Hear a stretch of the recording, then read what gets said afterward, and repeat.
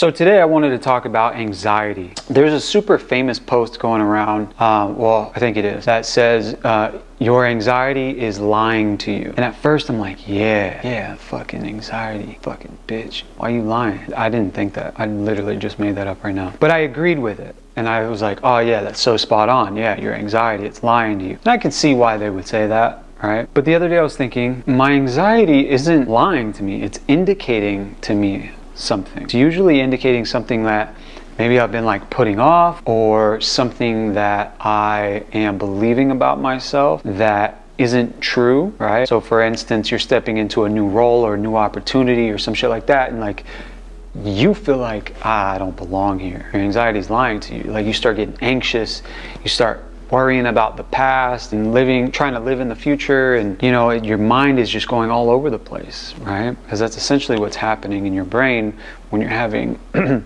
anxiety attack. There's energy that's inside of your brain that's moving, right?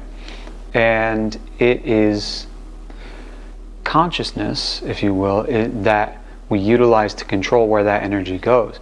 So we become aware through our consciousness, right? That, oh, I'm feeling anxious. My body is feeling anxious. Why? And when we're able to do that through meditation and practice and being mindful, and the best time to practice it is when you catch yourself acting out of character.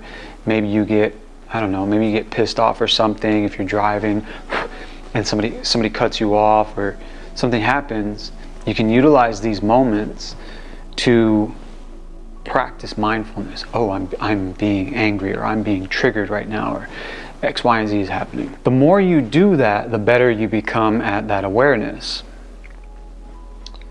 So when anxiety hits you, this emotion that's saying something's wrong here, I just want to present this to you. Something's wrong here. Something's not right, or something could go wrong. I'm just trying to say, like, it's like that annoying friend that you love to hate so much. That's like, you start telling a story and they just look at you like you're full of shit. And you're like, what? No, like this is what, and they're like, come.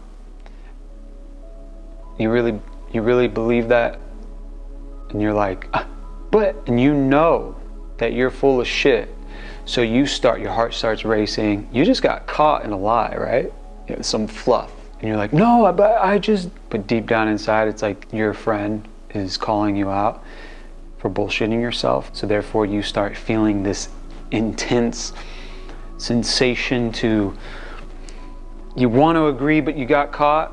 You feel kind of dumb. So it's like this dissonance. And sometimes that's what anxiety feels like. So when I say your anxiety is not lying to you, but it's indicating something to you about you, basically that you're lying to yourself. When your anxiety is telling you not a lie, but that you are lying to yourself, it cracks down to you're better than this. And your anxiety, when you start acting out of that, your anxiety is like, hey, what are you doing? What are you doing? Why are you putting that task off? Why are you avoiding that phone call? Why are you avoiding sending that email? Why are you avoiding that text message? Why are you avoiding that person? Why are you resorting back to old habits that never served you? Why are you doing this? He's there to let you know, like, hey, you're kind of veering, bro. And the more you ignore that friend, the louder he becomes. So it finally gets to a point where you literally have to sever that connection and then settle for this new reality. And that is where it gets dangerous. We start settling for this new reality because we avoid listening to the anxiety, or we take the anxiety as an enemy versus a friend trying to indicate to us that we're doing something beneath us.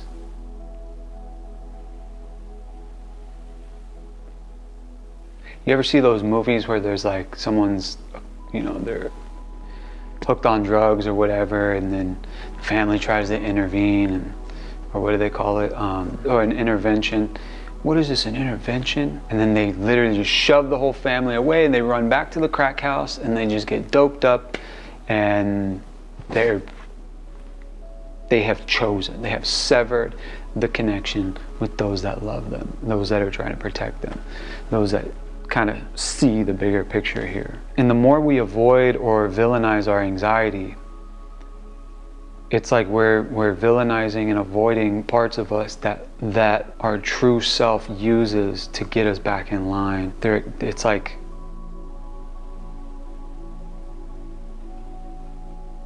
it's almost an act of love for ourselves. When we're feeling this anxiety, it's like, whoa, where am I not loving myself properly? Where am I not showing up for myself? Where is the disconnect here? You know what I mean? So yeah, if we can learn to view our anxiety as a friend versus a foe, I think that's the ultimate idea here, is to say, look, I feel so anxious, and take a break. Take a break and feel the anxiety, feel the anxiousness, feel the, what are you trying to tell me? And then you look inside and be like, what am I avoiding? What am I doing?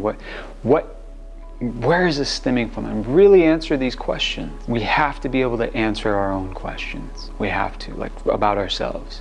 Why am I like this?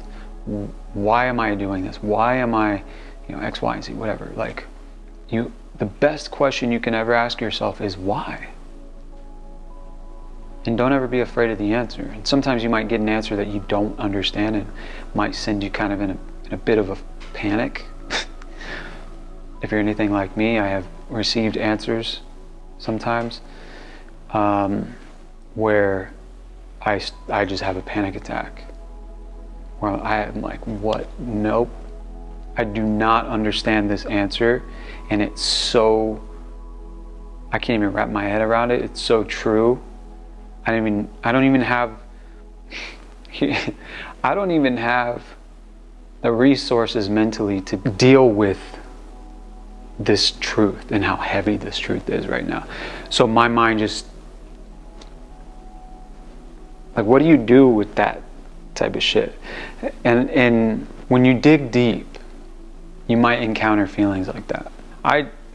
So my experience was a little bit different because it was when I first tried like THC, and I remember I just, because what it does to my brain, it's like zoom, all systems go. Like I have just all these thoughts going. So I just I didn't know what to do. I didn't understand anything about like neuroscience or how the brain works.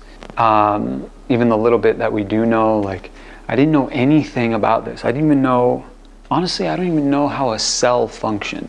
So when I had this like epiphany about like God, the universe, how things work and what's actually happening, dude, I had to I called my buddy. I was like, yo, I think I smoked too much weed. I need you to talk me down. I feel like I figured out the universe. And it was just an idea, but it like hit me so hard because my mind was just going.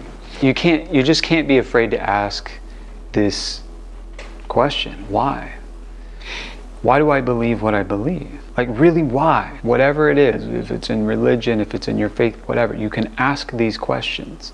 There is truth, so you will always fall on it. And tread lightly, of course. I think when you're discovering truth, you have to tread lightly, because there are a lot of things that look like truth that aren't truth. And they would stand the test of time, but they're only distinguished or discerned through wisdom. And sometimes we don't have the wisdom to distinguish when we step into these things. And then we gain the wisdom 6 months down the road when we realize like that none of that was real. None of that was true. That was a fake ass friend, or that was a fake ass business opportunity, or whatever. So being mindful of your pursuit of truth. I would say pursue truth with caution. Don't just take everything as like, this is true. Eat it. Like, truth can be tested. Science. and truth can withstand. We're living in the truth. Let that fucking sink, right? We are living in the truth. And the truth is, God is the truth. So, I mean, everything points back to a creator, in my opinion. And Jesus taught it very well. And when it comes to anxiety, and you find yourself not living in the truth, there are indicators in your system that will fire off and try to get you back. And you have this choice to either snuff them until they sever, or pay attention to them so that you can live in alignment. And the beautiful thing about this whole existence experience is that we have a choice here. We have a choice. So the next time you feel anxious, I would encourage you to ask yourself these questions. What is the truth about this feeling? And sit with it for a bit. Take a deep breath. What is true about this feeling? Why am I feeling this? And feel it and listen to it. Don't let it control you, but understand it and then let it go. I heard this analogy one time where this guy said your anxiety is like, you're the captain of this ship, and your anxiety is like the crewmates. Whenever you encounter a little storm or some choppy waves or waters, they freak out and they run up to the deck, and they're like, "Yo, captain, we're in danger." And you're like, "No, we're good. I can see where we're going. I can see it. We're good." They're like, "Are you sure? Like, it's shaking pretty bad in the storm. Look at the storm. Like, remember what happened the last time in the storm? Yeah. And look, we made it through, remember?" So it's like, I hear you. Thank you for your indicator of the storm. Thank you for your indicator of the choppy seas. Thank you for your concern. And I hear you, but I'm in control. And everything's going to be okay. We always make it.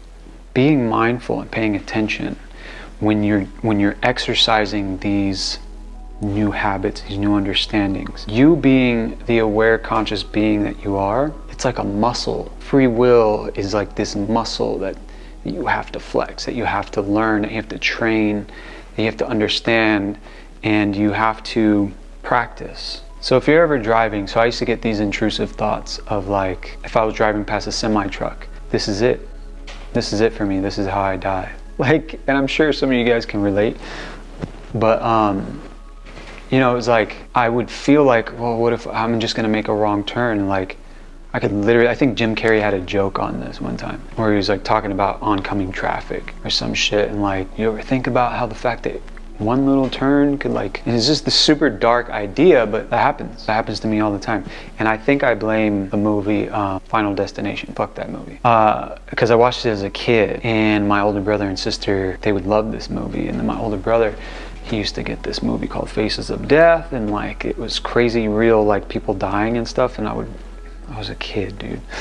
So a lot of my anxiety stems from this shit that I was exposed to, like real life shit. Like the Final Destination is not real life, but like, I've seen crazy shit happen on camera at a very early age. Now I'm an adult and I understand.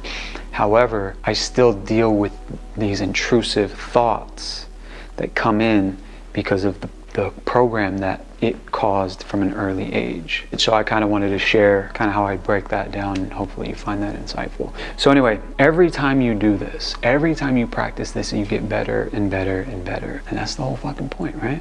How often do you feel anxious? And when you feel anxious, what do you do? What really helps you? Because this is just something that I felt like kind of helped me, is reframing my anxiety as a friend, letting me know, hey, look, there's storms ahead, versus my enemy where it's like, hey, look, storms ahead, and I'm like, shut the fuck up, you fucking liar. You know what I mean? We shouldn't talk to ourselves like that. I used to for a long time, and I got called out by a friend, and he was like, what if you approached it with a little love instead? And every time you felt afraid or anxious or whatever, you listened to it and you said, what are you trying to tell me? So with that said, guys, thank you so fucking much for watching my videos. I love you so much. I'm still trying to get in the groove of this new habit while going through all my own stuff and my business and personal life.